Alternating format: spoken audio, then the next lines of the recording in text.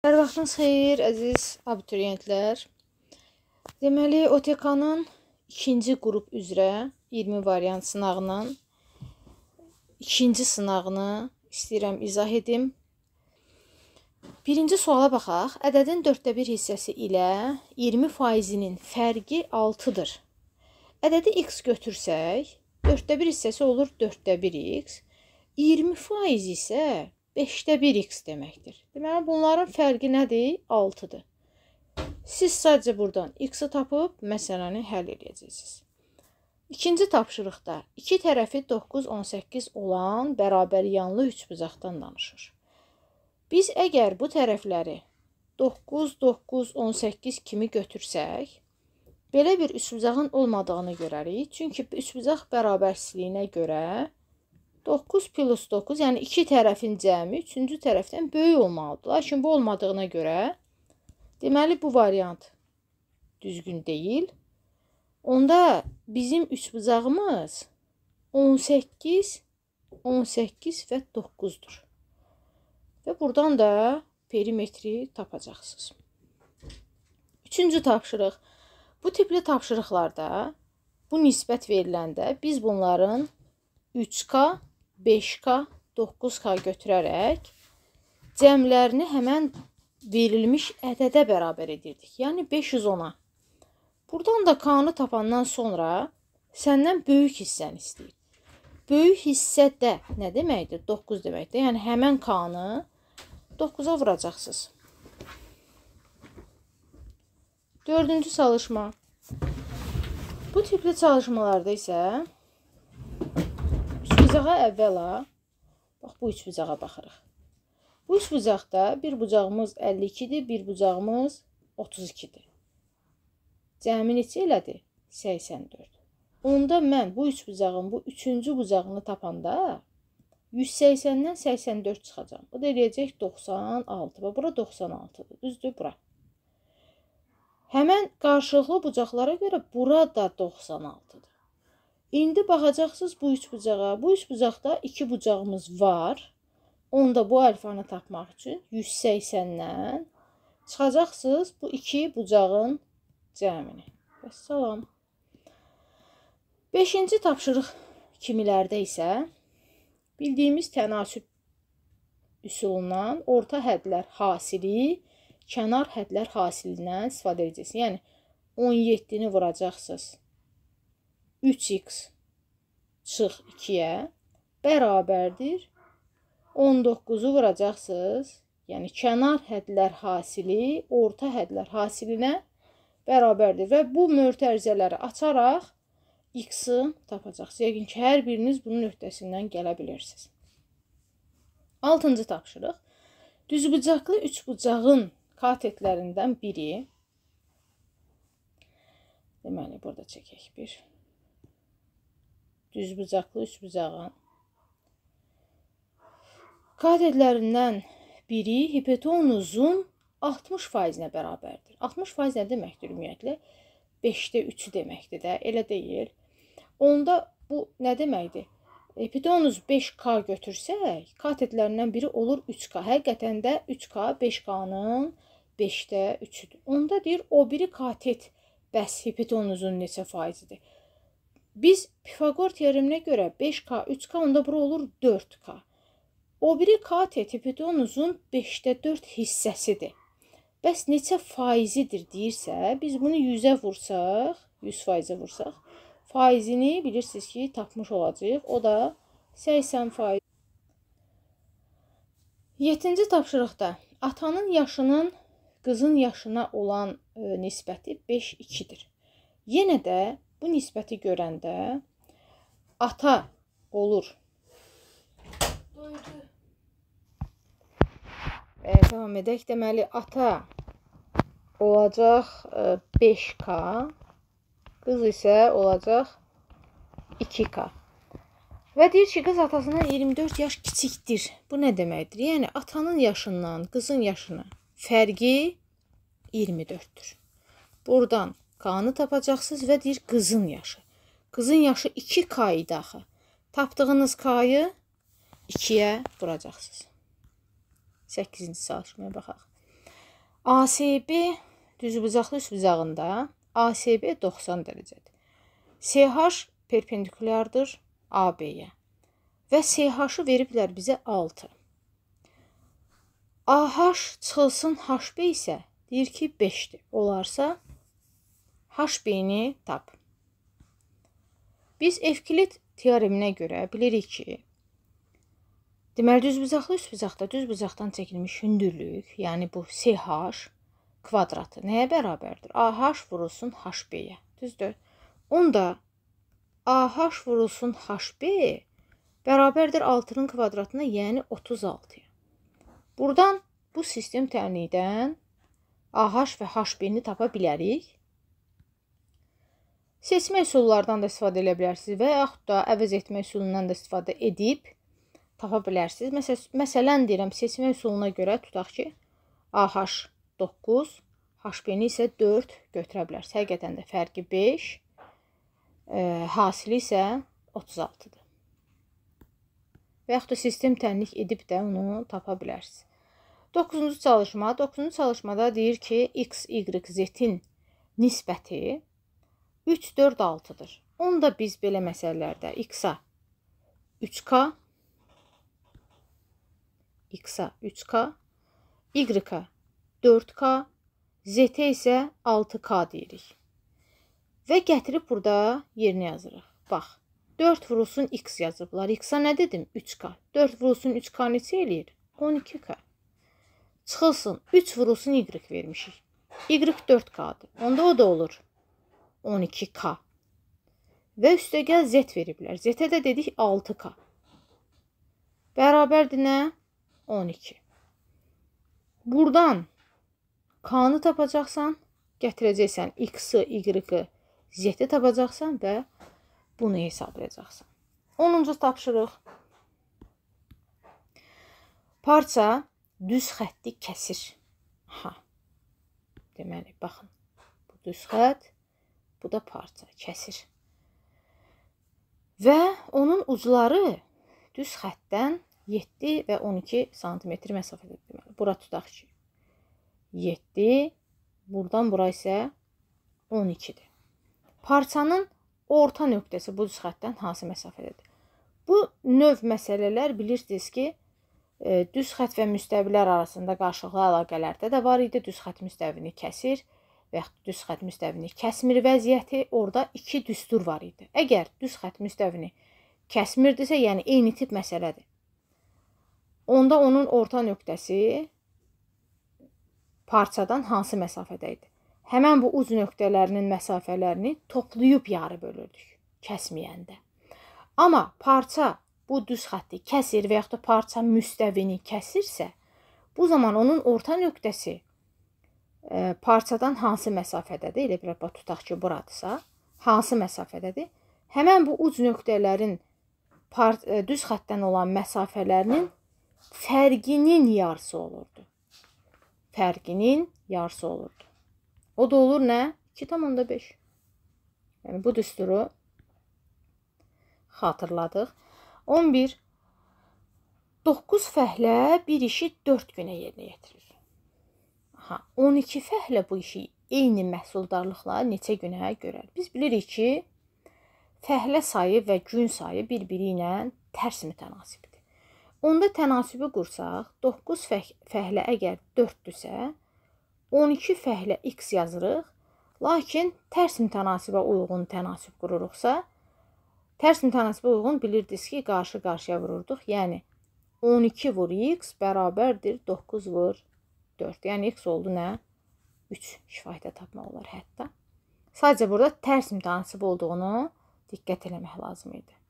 12 bərabər yanlı üçbucağın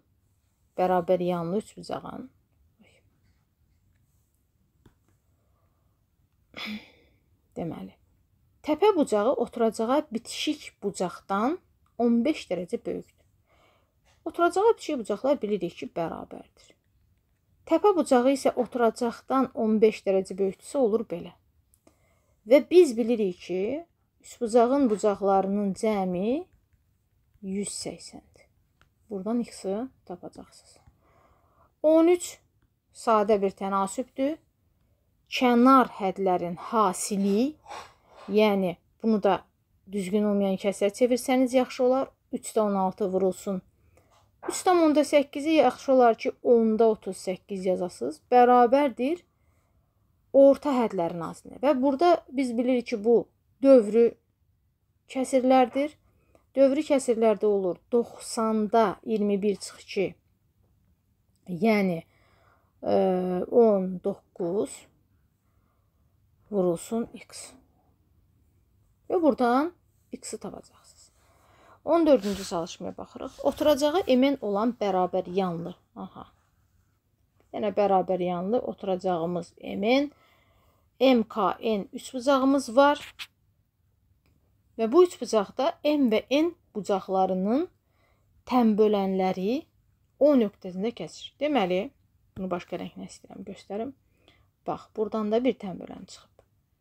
Buradan da bir tənbölən çıxıb. Və bunlar O nöqtəsində kəsişiblər.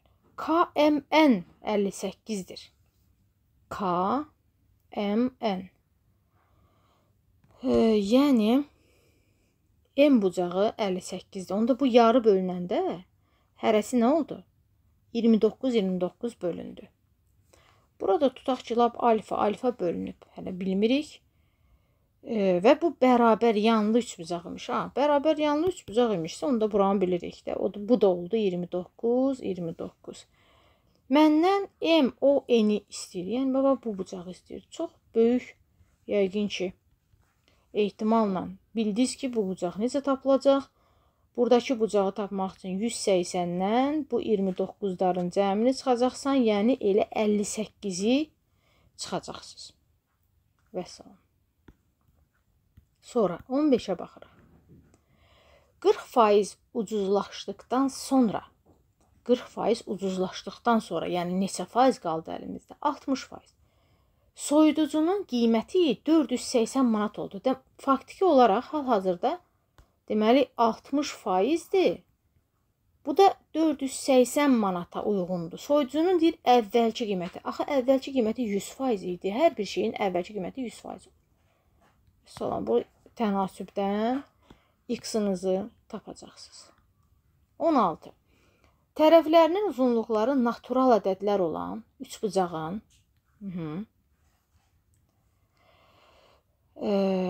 bir bucağı digər iki bucağının cəminə bərabərdir. Bir bucağı digər iki bucağının cəminə bərabərdir. Bu üç bucağın, məsələn, belə deyək də, belə deyək.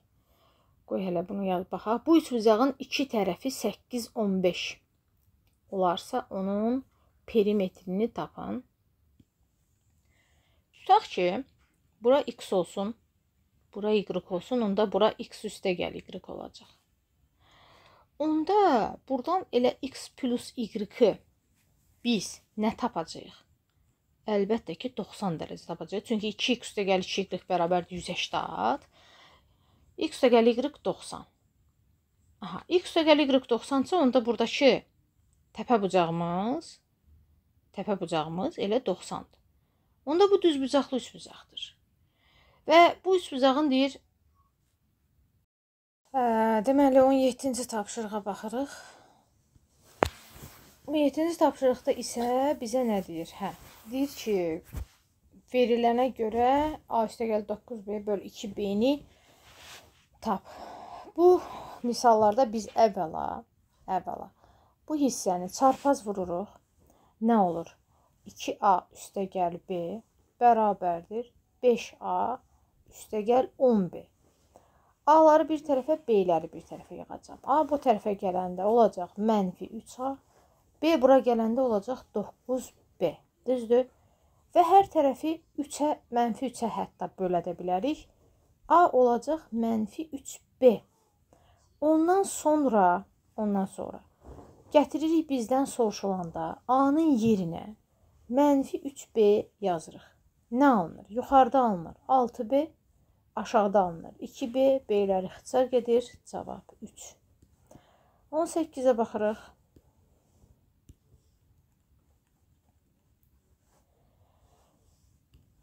Deməli, tənböləni 15 kökdə 3 cm olan düzgün üçbucağın perimetrini tap. Düzgün üçbucaq hansı üçbucaq idi? Bütün bucaqları 60 dərəcə olan bərabər tərəfli üçbucaq idi, düzdür? Və mənim tənbölənim varsa, bu həm də mənim nəyimdir? Hündürlüyümdür, həm də mənim medianımdır və s. İndi mənə əgər buradan hündürlükdürsə, bura 60 dərəcədirsə, onda bura neçə dərəcə olur? 30 dərəcə. 60 dərəcə qarşısındakı katet 15 kökdə üstdürsə, onda 30 dərəcə qarşısındakı katet 15-dir. Bura 15-dirsə, onda mənim bu hipotenuzum 30-dur.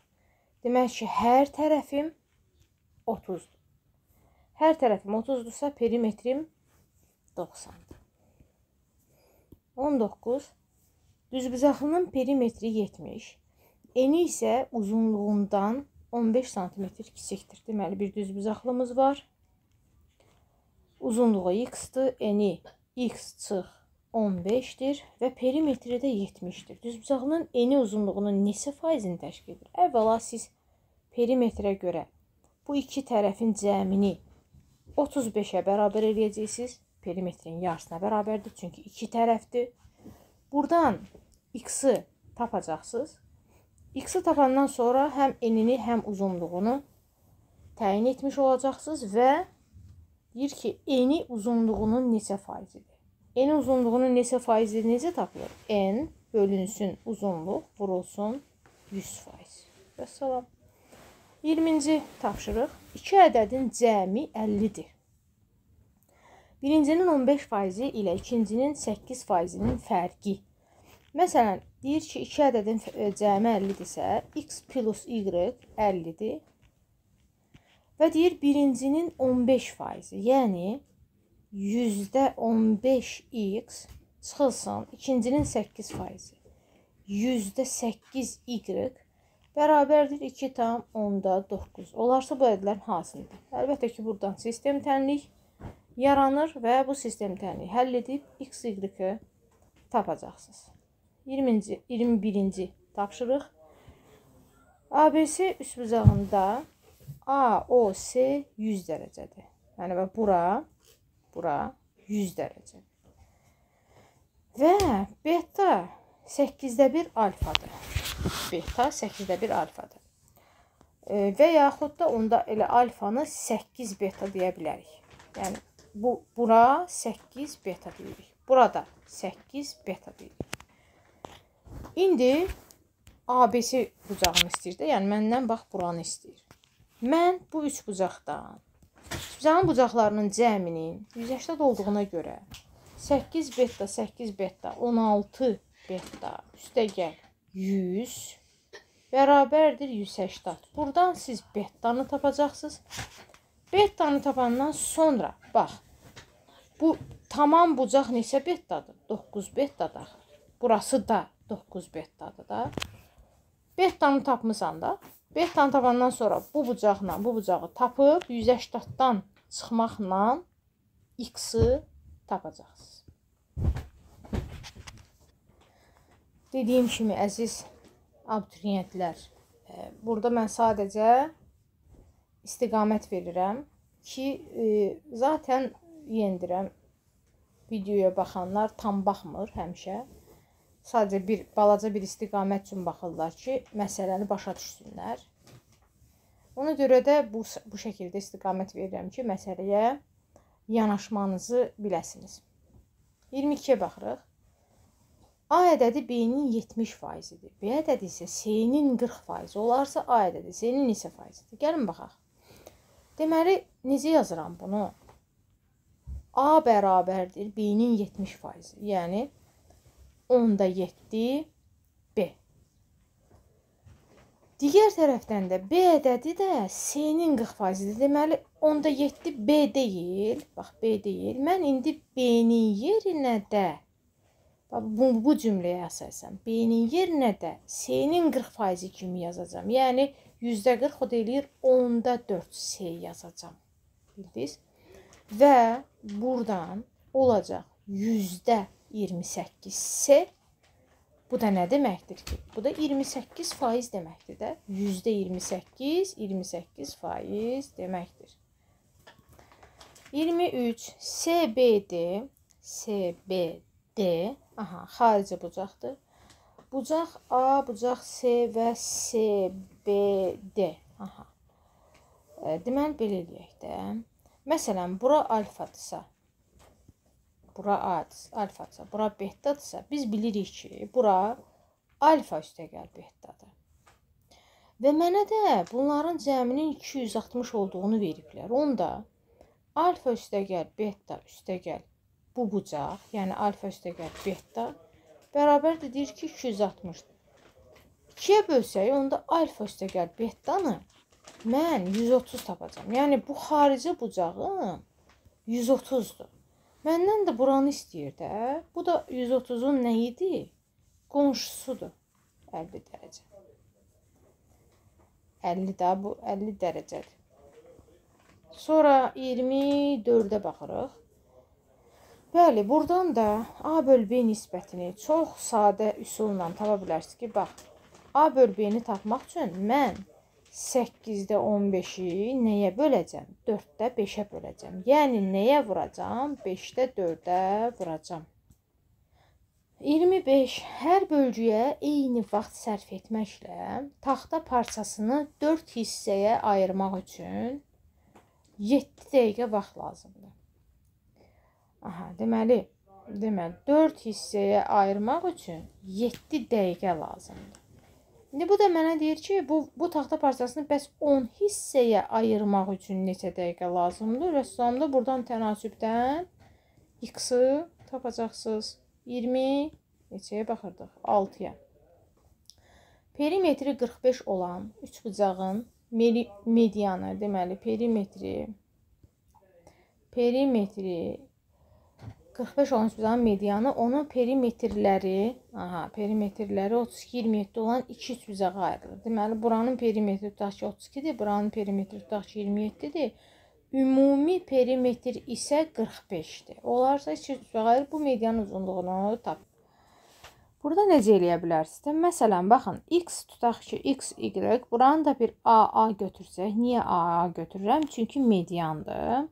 Və bura bir median yazıram. Deməli, 32-nin perimetrinə görə x plus m plus a 32-dir. Y plus a plus m isə 27-dir. Düzdürmü? Bunları toplasaq, olacaq 2m plus x plus y plus 2a bərabərdir nəyə? Bunların cəminə. Bu da eləyir, deməli, 959. İndi burada nə var? Baxın, bu 2a elə bu tərəfdir də. Yəni, bu hissə mənim elə bütün 3 bucağımın perimetridir. Yəni, 45-dir. Onda 2m bərabərdir 59-dan 45 çıxanda eləyir 14 və m-i də tapanda olur 7. 27-ci tapşırıqda isə necə yaza bilərik? Uyğunluqdur. Deyir ki, tərəflər ABC-dir. Deməli, 3 bucaq üçün uyğunluğu müəyyən edin. Deməli, məsələn, bizim tərəfimiz biri 6-dır, biri 6 kökdə 2-dir, biri də 6-dır. Bu nə deməkdir? 2 tərəf bərabərdirsə, bu bərabəri yanlı 3 bucaq deməkdir. Görürsünüz, deməli, 1-ə uyğun oldu nə? A. Və hətta fikir verirsiniz, 6, bu da 6 kökdə 2-dir. Bu hansı halda idi yadınızdadırsa? Düzbucaqlı olan halındaydı. İndi bu şəkil əlbəttə ki, belə çəkilməlidir də 6 kökdə 2. Deməli, bu həm də nədir? Düzbucaqlı, üçbucaqlı. Baxın, burada da bəndlər var. Yəni, C variantı da birincinə keçərlidir. İkinciyə baxırıq. Deməli, üçbucağımız 5, 10, 11-dir. Gəlin baxaq. Məsəl üçün 5, 10, 11-dirsə, bunun kör bucaqlıdırmı, iti bucaqlıdırmı ona baxacağıq. Bunu da necə yoxlayırıq? Kvadratlarının cəminə baxırıq. Kvadratlarının cəmi eləyir 125, bunun kvadratının cəmi isə 121-dir. Əgər iki tərəfin kvadratlarının cəmi 3-cüdən böyükdürsə, onda bura neçə? Kör bucaqlı, 3 bucaqdır. 2-yə gedir nə? B. Və bunun perimetri də 26-dır. Baxın, burada bir bənddə var idi ki, D variantı perimetri deyir 26-dır. Onda nə idi? D idi də deyəsən. Aha, D də getdi bura. Və sonda 3-ə nə qaldı?